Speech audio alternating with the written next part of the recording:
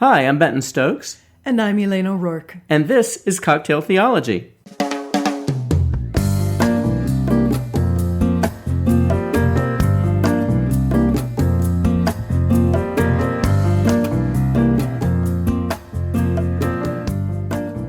We're having daiquiris. Daiquiris! Yay, daiquiris. That means it's summer. That means it's summer, y'all. Because around here we don't have daiquiris in the winter. It's just not something we do. We tend to go brown in winter, clear or light colored in summer. It's true. We do. We do. We do. And I know that most people, I think of daiquiris as being sort of frozen and like fruity and crazy sweet and something that you drink with an umbrella in it on a beach. No. Which the umbrella on the beach, I don't mind that part so much.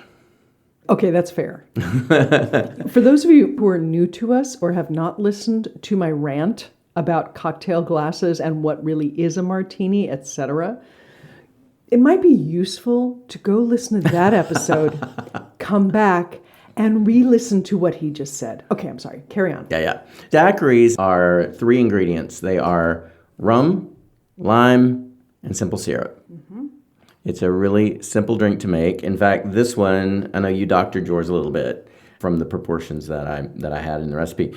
It really just tastes like a really sweet limeade. Right. And the very best daiquiris, to my mind, are all about the rum. So basically you've got rum and enough fresh lime juice to give it some other flavors, and then enough simple syrup to make it drinkable. Mm. So these are, for my taste, a little sweet. Yeah. But still so tasty and so refreshing and so lovely. And here's the thing. If you learn how to make a daiquiri, it means you also know how to make a mojito. Because all a mojito is mint that's been muddled, a daiquiri made on top of it, and sparkling something added. Yeah. It's a wonderful thing. It is a wonderful thing. Mojitos are so good. They are so good. They're also a summer drink. They are also a summer drink. I'm feeling a theme. All about the summer drinks. We're all about the summer drinks. So today we are talking about forgiveness, but particularly School for Seekers does a course called Forgiving Well. We talk about what is forgiveness, when is it right, okay to forgive, and when it's not okay to forgive. I think as Christians, we sometimes rush to forgive because we believe that forgiveness is something we are supposed to do. But if you forgive before you've actually come to terms with what you are forgiving someone for, it's premature because however you have been wronged is going to continue to be an issue for you. The course was really, really great, and we've done it a couple of times now. I know we will do it again. Just wanted to touch on some of those basic tenets that we talk about in the course regarding forgiveness and how we go about forgiving. So here's what I'm thinking. Mm-hmm. I think a lot of our listeners probably forgive way too soon rather than not at all. Mm-hmm. I think that if any of our listeners are women or people of color, they have been taught to forgive because it is survival to forgive. Yeah. So that's part of the not forgiving too soon. Many of Jesus' teachings on forgiveness were spoken to people who did not have to forgive anything because it was neither required of them nor was it a concept they would have understood. Oh, yeah. So at that time, people in power, actually not unlike this time, they had things to forgive, right? If somebody did them wrong, they could conceivably forgive. They didn't, but they could. Mm-hmm. But they could not be forgiven anything because they had everything and it was their right to it. And so what could they do wrong? Yeah. And I realize that that's a really weird concept for us, but they literally had no concept of somebody in a hierarchical position being in a position of requiring forgiveness because there was nothing that person could do that was wrong. Wow. Not unlike kind of the times we're in today. That's right. And that's been consistent, though, for people in power over people without power. Sure, right? Yeah. Forgiveness in the sense of rushing to forgiveness only happens with people who have been taught directly or indirectly that their survival leans on forgiveness. And that can be a lot of us, right? I mean, it's not narrow to women and people of color, although that's, most of the world. But, separate from that, part of what we get at in this course, this Forgiving Well, is understanding what forgiveness is, what it isn't, and when it's appropriate to do it. So I think my work here is done. That's pretty much it. That's pretty much it. I'm just kidding.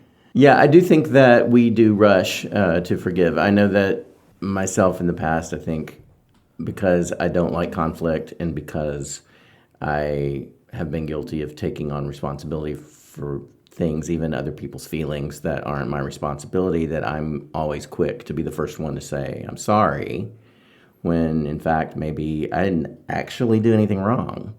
Sometimes we say we're sorry, which is not the same. We'll get to that in a minute. But sometimes we say we're sorry to get past the feelings of conflict and just to make peace and to just smooth everything over. Yes. But again, that doesn't get to the root cause of why we or someone else is hurt. It really requires us to do the work to figure out, how did you hurt me? Why do I feel hurt? Right. And really get to the bottom of what that's about. Right. It's not just like, well, you cut me off in traffic. It's more like, well, why did you cutting me off in traffic make me feel this way? That's right. And those are the things that need to be addressed in terms of offering or accepting forgiveness. Yeah, and there's a lot of theological complications about why Jesus was able to forgive on the cross, but didn't do it himself, asked his Father to forgive. Mm-hmm. And we get into that in the course, of course, which is useful and helpful in understanding Jesus as well as understanding ourselves, mostly in understanding Jesus and the world in which he lived as a human being. But there is that reality of we use the language of sorry and forgiveness incorrectly most of the time. Yeah. And we grossly underestimate and overestimate what forgiveness is. So maybe we should get to that. Let's do that. Okay. To me, the easiest way to think about forgiveness is to think in terms of forgiveness of a debt. Mm-hmm. If you owe me $5 and I say, forget about it, I have forgiven you the debt. Mm-hmm. You legitimately owed it to me, but I said, don't worry about it. Okay? That's forgiveness. Now, where it comes up in human interactions is it has to start with the idea that someone who has harmed you owes you a debt that you can then say, no, it's okay. Mm-hmm. Not that you're going to ever give them whatever the advantage was again. Not that you're going to forget that they did that. But what you're saying is this particular debt, I free you of. Yes. Okay? And the language that we use in this course is that forgiveness is really letting someone not owe you something. Mm-hmm. And in most of our lives, what that means is we release our right to revenge or recompense. So we release our right to either take revenge on somebody or receive something back from them. Mm-hmm. Now, that does not mean they don't get punished because they've done something wrong, but we aren't the ones doing it, and we're not the ones orchestrating it. Yeah. Okay? If Marlon Brando in The Godfather says, no, I forgive you that debt. Forget it. And then, I forgive you that debt. And then orders your killing. Mm-hmm. That doesn't actually solve the forgiveness problem. No. But I can forgive someone and be okay with their being arrested and kept from doing it again. So those are different things. Forgiveness is about a particular relationship of owing and being owed. Mm. And so whether you are owed the right to avenge the wrong or you are owed the right to receive something back, forgiveness is saying, I'm letting this go. Mm-hmm. That's why doing it too early really messes with the whole notion of forgiveness as well as screws with the relationship. It does. And forgiving someone also doesn't make everything right. No, it does not. Absolutely does not. In a perfect world, I forgive the person who has wronged me, and they make restitution. Both of those things happen. Both of those things happen. So you're releasing your right to revenge or recompense, and then they are making the effort to then make the relationship right again. Correct. That makes sense. That's forgiveness. And so for those of us who have been reared as Christians or in other religious traditions as well, it's not uniquely Christian, that sense of we have to forgive in order for everything to be correct misses the point.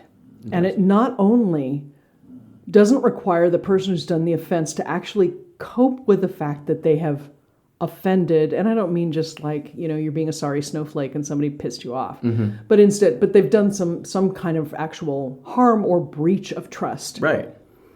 And it means that what's happening is you're letting them off the hook, but you haven't done any of the processing. The problem is that forgiveness always involves grief, because there's always a breach of relationship or of trust or of expectation. And whether the grief is brief or whether it is ongoing, there's grief that has to be gotten through. So for example, today, a woman in the grocery store let me have her place in line because I had less stuff. Okay? Now, she let me have the place in line. We're all good on that. But if she went away feeling like I had done her wrong by taking the place in line, like I hadn't batted the tennis ball over the net 3 times as one does in the South. No. Right? No, really. No, you. Oh, that's a cute blouse too. Yeah, right. Yeah.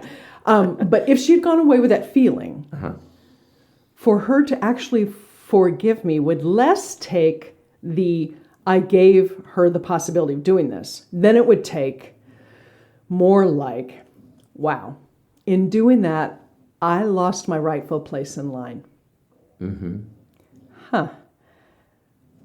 That's important. And, okay.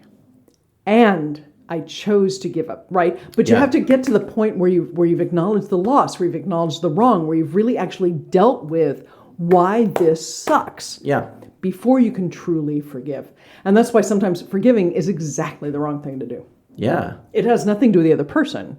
I mean, you could do that, but that's not what we're talking about. We're talking about when it is not good for you to forgive. Right. It's like when there's a courtroom case and the victim's family forgives the person that, did something that resulted in the life of their loved one, for instance. Right. There's no way they could have fully grieved, fully understood what they're grieving, fully grasped the loss. Right. So forgiving that person and letting them off the hook really isn't allowing themselves to go through the grief process, and it's sort of discounting their own grief. Yes. They're not looking at their own grief. It can be. Now, a healthy way of doing that precise thing would be something like, and if we're talking about a major crime against people, it takes forever to actually get it prosecuted for some good reasons and some bad ones. But let's imagine for the moment that we've finally gotten to the point where the person who is accused of doing something wrong is actually at trial. And the family is dealing with its own responses. Okay? Here's the thing, and this is why it's so important to distinguish what we're talking about. If the family says, we forgive you, what they really mean is, I'm not going to go ask Cousin George to shoot you down on the street. That's really what that means. It doesn't mean we're not hurt anymore. It doesn't mean we like you. It doesn't mean we think you should be let out to do this again. It means we are not going to take revenge on you. Right. We are releasing our right to revenge. That's right. And that's the reason in capital cases where we're talking about murder, it's the state versus John Doe. Yeah. Because it's about you have done something, in murder, you have done something against all of us. You have broken a trust with all of us. Right? In some other time we can talk about the loss of our sense of the public good and the common good. But that's why we do that. Yeah, I never thought of it that way, but yeah. It's exactly why we do it. Yeah. So if you God forbid, if you killed my daughter and we got to the part where we were trying you, I might still hate you with every piece of my soul and say, I forgive you, meaning I'm not going to take revenge on you. Yeah. And then I hope over time I would come to the point where I would start to understand you better and grieve the loss of my child. I'm not talking, a few months here. We're talking, I might make it when and if I go to heaven. Yeah. That kind of time, right? Yeah. So that would be my hope in that. Right. But that's not what happens when I say, I forgive you. It means I'm not going to shoot you down in cold blood. Yeah. That's what it means. Yeah. In those kinds of cases. And then for lesser things, it's more about the emotional connection, right? Yeah. So forgiving someone is not really about making peace with that person. No. Or even necessarily making peace even with yourself. It's more about acknowledging what the wrong was and then releasing your right to repayment or revenge. That's right. for what happened. That's right. And that's why it's so important when children have been abused. When children have been abused, their abuser often leads them into the sense that they have themselves done something wrong. Yes, right. And so they learn to forgive their abuser. Okay? One of the reasons that's so insidious is because they never get to the point where they believed that they had a right against the abuser. You have to get to the point where you believe that you have a right against that person to be able to say, I give it up. I get that, yeah. Can we talk about exes? No? Okay, never mind. That's another episode. That's a different episode. What do you guys think about forgiveness? Have you had to ask someone for forgiveness, and how did that feel? How was that for you? What about having to extend forgiveness to someone else? What was that like? And I'm not talking about the little I'm sorries that we do in everyday life. I mean, where you really understand that you did somebody wrong, you hurt someone, took something from them, and you had to go to them and ask them for forgiveness or grant forgiveness. What was that like for you? What was the process like? And how did forgiveness work into grief and healing? Because those things are very closely intertwined.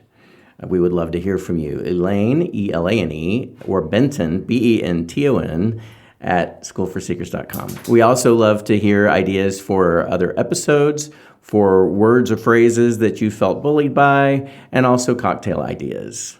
And you threw out a couple of episodes ago, give us a name for a cocktail, and let's see what we come up with to match the name that you give us. Be fun. I think that'd be a lot of fun. I like that. We would love to hear from you. And as always, please share our podcast with your friends. Please. On social media, that's a great way to do that. Our audience is growing, and we appreciate it very much. Yes, we do. Thank you for tuning in, and we will talk to you again real soon. Yay! Yay, bye. Bye.